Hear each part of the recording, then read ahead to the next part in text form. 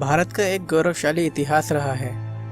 चिकित्सा से लेकर विज्ञान तक प्रत्येक क्षेत्र में यह देश अन्य देशों से कम नहीं है।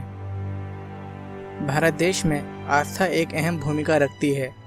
इस आस्था को बनाए रखने में इस देश में मौजूद मंदिरों की भूमिका को नकारा नहीं जा सकता है। यहाँ बहुत से ऐसे मंदिर हैं जो विस्मयकारी चमत्कारों और रहस्यों से भरे हुए हैं।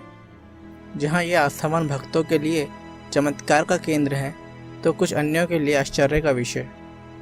आज के इस एपिसोड में हम आपको ऐसे ही विस्मयकारी चमत्कारों और रहस्यों से भरे हुए उन 5 मंदिरों के बारे में बताएंगे जो हमेशा से ही चर्चा का केंद्र रहे हैं।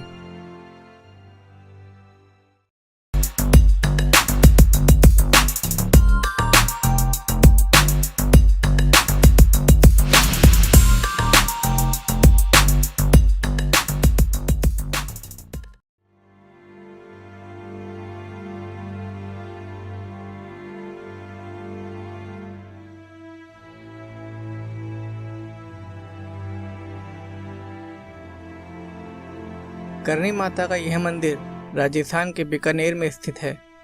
यह बहुत ही अनोखा मंदिर है क्योंकि इस मंदिर में रहते हैं 20,000 से भी ज़्यादा चूहे। इस मंदिर में जहाँ देखो वहाँ चारों ओर काले काले चूहे ही चूहे नजर आते हैं।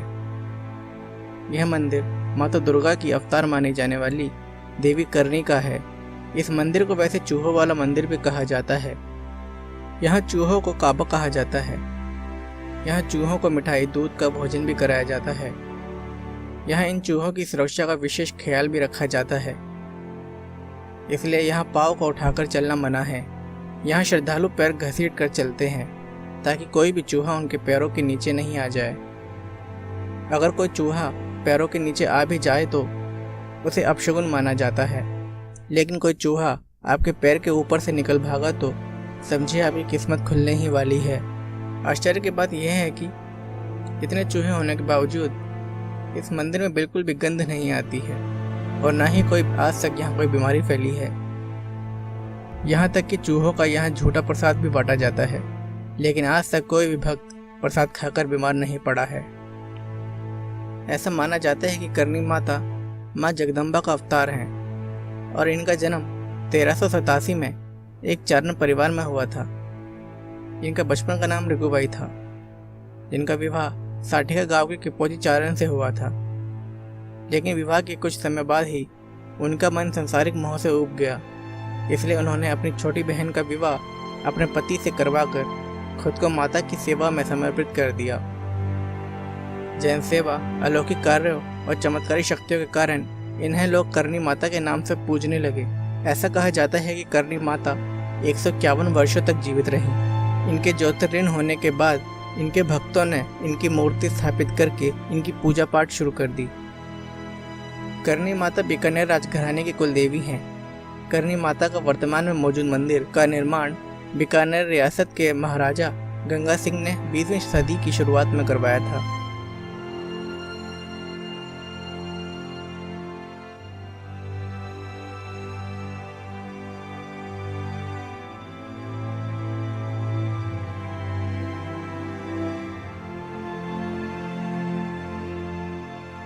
सोमनाथ मंदिर गुजरात के सौराष्ट्र क्षेत्र के वेरावल बंदरगाह में स्थित है। सोमनाथ मंदिर हिंदुओं के सबसे बड़े मंदिरों में से एक है। इस मंदिर की गिनती 12 ज्योतिर्लिंगों में सर्वप्रथम होती है। इस मंदिर के निर्माण के संबंध में ऐसी पौराणिक मान्यता है कि इस मंदिर का निर्माण स्वयं चंद्रदेव ने किया था। इस बात के प्रमाण ऋग्वेद में भी मिलते हैं। ऐसा कहा जाता है कि प्राचीन समय में इस मंदिर का शिवलिंग हवा में झूलता था, लेकिन कुछ षड्यंत्रकारियों ने इसे नष्ट करने की कोशिश की थी और इसे गिरा दिया था। इस मंदिर को अब तक 17 बार नष्ट करने की कोशिश की गई है, लेकिन हर बार इसका पुनर्निर्माण किया गया है। पौराणिक मान्यताओं के अनुसार ऐसा भी कहा जाता है कि भगवान श्री कृष्ण ने यहीं अपना देह त्याग किया था।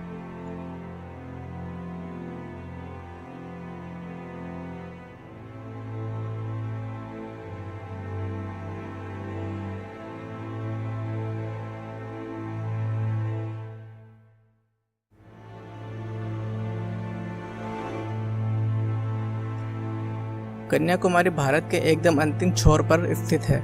यहाँ समुद्री तट के किनारे पर माता कुमारी देवी का मंदिर है। यहाँ माता पार्वती के कन्या रूप को पूजा जाता है। इस मंदिर को लेकर कुछ पौराणिक मान्यताएं भी प्रचलित हैं। इस स्थान के संबंध में ऐसा कहा जाता है कि इस स्थान पर देवी का विवाह होने वाला था, लेकिन किन्हीं कारणों से वह विवाह नहीं हो पाया और दावत में बने दाल चावल बाद में कंकड़ और पत्थर बन गए थे और यही कंकड़ बने दाल चावल इस समुद्री तट पर बिखरे हुए आज रेत के कण के रूप में देखे जा सकते हैं। इस मंदिर के संबंध में एक खास बात और यह है कि मंदिर में पुरुषों को कमर से ऊपर के वस्त्र उतार कर ही प्रवेश की आज्ञा दी जाती है।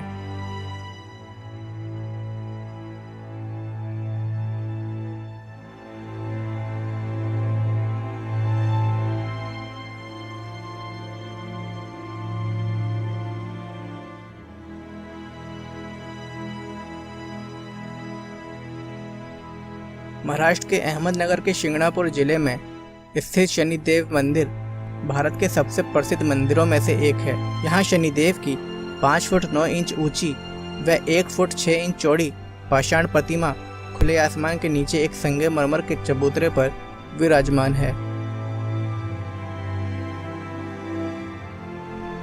इस शिंगणापुर गांव की एक खासियत यह भी है कि यहाँ किसी भी घर में दरवाजा नहीं है, कहीं भी कुंडी या ताला नहीं लगाया जाता है, क्योंकि यहाँ ऐसी मान्यता है कि यहाँ शहर में कोई भी व्यक्ति अगर चोरी भी करता है तो उसे दंड स्वयं शनिदेव देते हैं। माना जाता है कि शिंगणापुर गांव में एक बार बहुत भयंकर बाढ़ आई थी। इसी बाढ़ के पानी में यह पाषाण प्रतिमा इस गांव में आई थी।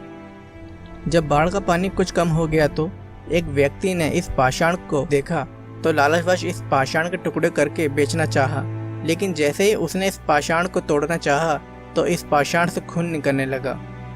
वह ये देखकर भयभीत हो गया और उसने गांव जाकर यह घटना सभी को बताई।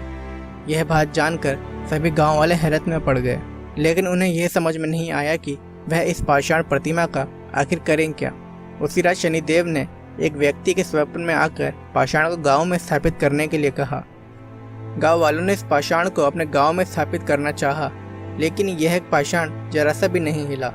सभी गांव वाले थक हार कर वापस अपने घर लौट गए। रात में उसी व्यक्ति के सपने में शनिदेव फिर आए और उस पाषाण को गांव लाने का तरीका बताया। गांव वालों ने वैसे ही किया, पाषाण प्रतिमा को गांव में स्थापित किया और बाद में पूजा पाठ करना आरंभ कर दिया। और आज इस मंदिर में पूजा पाठ करने वाले भक्तों की हर मनोकामना पूरी होती है।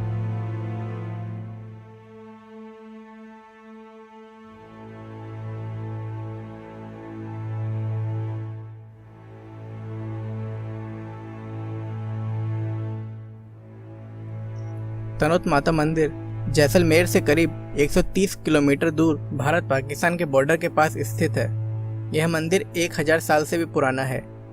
यह मंदिर हमेशा से ही भारत पाकिस्तान में आस्था का केंद्र रहा है, लेकिन 1965 में भारत पाकिस्तान के युद्ध के बाद यह मंदिर देश विदेशों में भी अपने चमत्कारों के लिए प्रसिद्ध हो गया। बात 1965 की है, जब पाकिस्तानी सेना की तरफ से गिराए गए करीब 3000 बम भी इस मंदिर का कुछ भी नहीं बिगाड़ पाए। ऐसा भी कहा जाता है कि मंदिर के परिसर में गिरे 450 बम तो फटे तक नहीं। अब यह सभी बम मंदिर परिसर में बने एक संग्रहालय में भक्तों के दर्शन के लिए रखे गए हैं। 1965 के युद्ध के बाद इस मंदिर की सुरक्षा का जिम्मा अब स्वयं BSF ने ले लिया है और इस मंदिर के पास अपनी चौकी भी बना ली है। लेकिन इस मंदिर का चमत्कार एक बार फिर 1971 में देखने को मिला। 4 दिसंबर की रात को जब पंजाब रेजिमेंट और BSF ने मां की कृपा से लोंगेवाला में पाकिस्तानी सेना को खदेड़ भगाया था और पाकिस्तान के टैंकों को नष्ट कर दिया था। लोंगेवाला की विजय के बाद मंदिर परिसर में एक विजय स्तंभ का निर्माण किया गया, जहां अब हर वर्ष 16 दिसंबर को सैनिकों की याद में उत्सव मनाया जाता है। तनोत माता को आवड़ माता के नाम से भी जाना जाता है।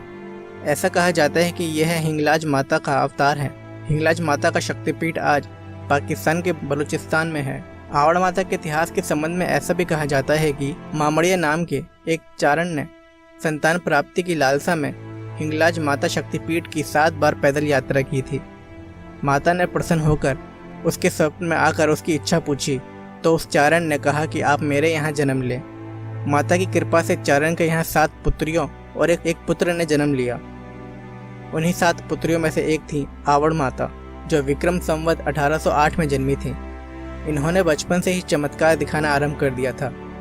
ऐसा भी कहा जाता है कि इन्होंने हूणों के आक्रमण से भी माण प्रदेश की रक्षा की थी। भारतीय सेना ऐसा कहती है कि तनोट माता के मंदिर की वजह से आज दुश्मन इनका बाल भी बांका नहीं कर पाता है।